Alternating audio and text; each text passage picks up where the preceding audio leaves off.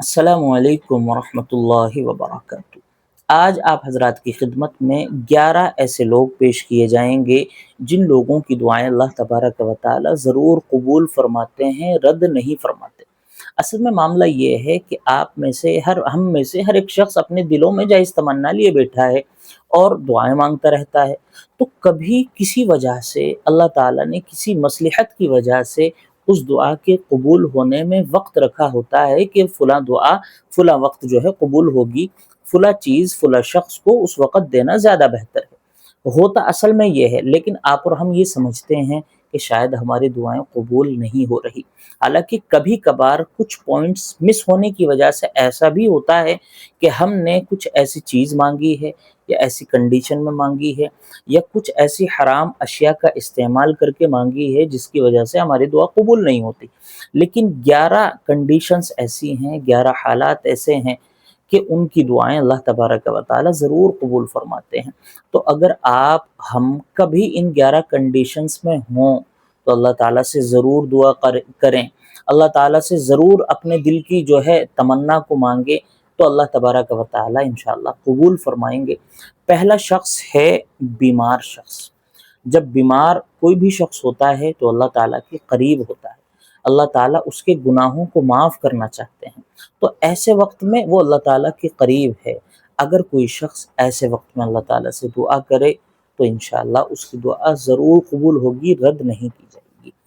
دوسرا شخص ہے مظلوم اور بے بس، یعنی وہ شخص جو مجبور ہے، پریشان ہے، مظلوم ہے، کسی نے اس پر ظلم کیا ہے، کسی نے اس کو ستایا ہے، اس کا دل دکھا ہوا ہے، دل پریشان ہے، تو اب ایسے شخص کو کہتے ہیں بے بس اور مظلوم۔ تو اگر ایسا شخص اللہ تعالیٰ سے دعا کرے تو اس کی دعا ضرور قبول ہویا کرتی ہے۔ تو دوسرا شخص مظلوم ہے۔ اور تیسرا شخص ہے مسافر۔ مسافر اللہ تبارک و تعالی کی نگاہ میں بہت زیادہ محبوب ہوا کرتا ہے۔ یہی وجہ ہے جو اللہ تعالیٰ نے اس کے اوپر نماز کو بھی آدھا فرما دیا ہے۔ اگر ظہر اور عصر نماز پڑھتی ہے اور عشاء جو ہے سفر میں نماز پڑھتی ہے، تو اللہ تعالیٰ نے فرمایا ہے کہ 4 رکعت کی جگہ آپ 2 رکعت پڑھیں، کیونکہ سفر میں آدمی گھر سے دور ہوتا ہے، اچھی کنڈیشنز، اچھے حالات سے دور ہوتا ہے، تو پتہ نہیں کیسی پریشانی میں ہے، کیسے حالات میں ہے۔ تو ایسے وقت میں اگر کوئی شخص اللہ تعالیٰ سے دعا کرے سفر کی حالت میں، تو اللہ تعالیٰ اس کی دعا رد نہیں فرماتے، قبول فرماتے ہیں۔ چوتھا شخص ہے والد، یعنی کوئی بھی باپ، چاہے وہ گنہگار ہو، چاہے وہ جو ہے اللہ تعالیٰ سے اپنے لیے دعائیں نہ کرتا ہو، لیکن اگر باپ اپنے بیٹے یا اپنی اولاد کے لیے دعا کرتا ہے تو اللہ تعالیٰ اس گنہگار باپ کی بھی دعا قبول فرماتے ہیں، کیونکہ باپ کو اللہ تعالیٰ نے ایسا درجہ عطا فرمایا ہے کہ اولاد کے حق میں جب بھی وہ دعا کرے گا تو اس کی دعا کبھی رد نہیں ہوگی، اللہ تبارک و تعالیٰ اس کی دعا ضرور قبول فرمائیں گے۔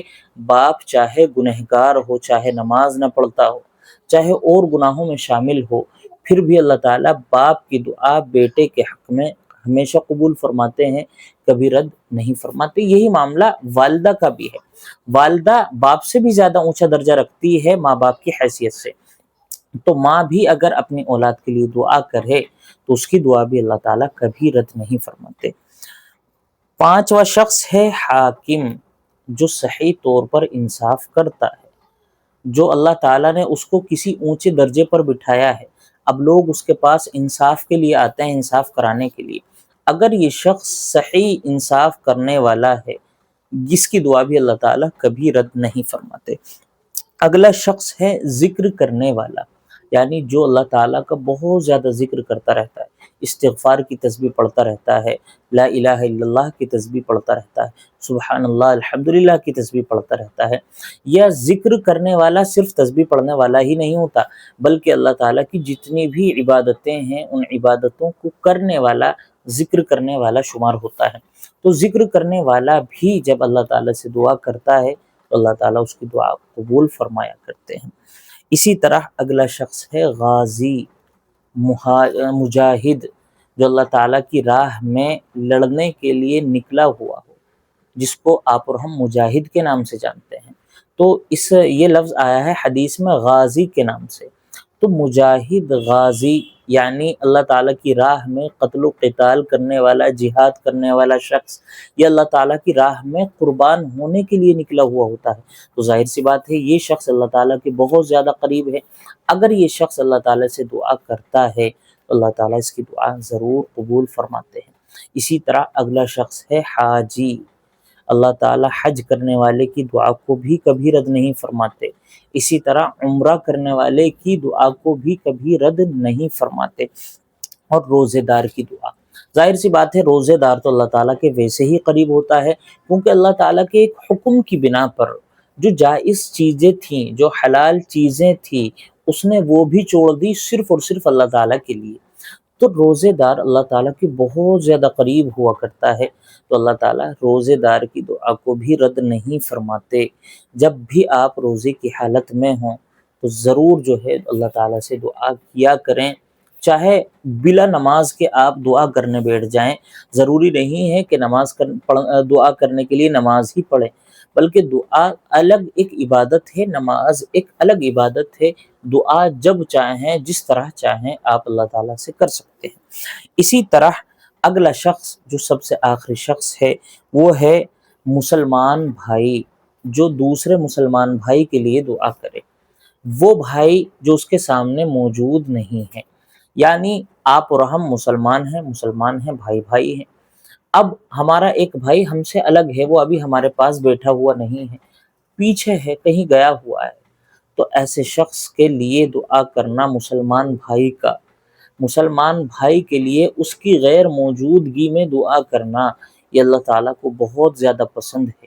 تو اس لیے عام طور سے یہ ہوا کرتا ہے جب آپ اور ہم ایک دوسرے سے ملتے ہیں تو کہتے ہیں کہ بھئی دعا کرنا ہمارے لیے، فلاں چیز کی دعا کرنا ہمارے لیے، تو یہ کہنا بہت اچھی بات ہے، اور اس کو پورا کر دینا اس سے بھی زیادہ اچھی بات ہے، کیونکہ اپنے مسلمان بھائی کی غیر موجودگی میں کی گئی دعا اس کی ضرور اللہ تبارک و تعالیٰ قبول فرماتے ہیں۔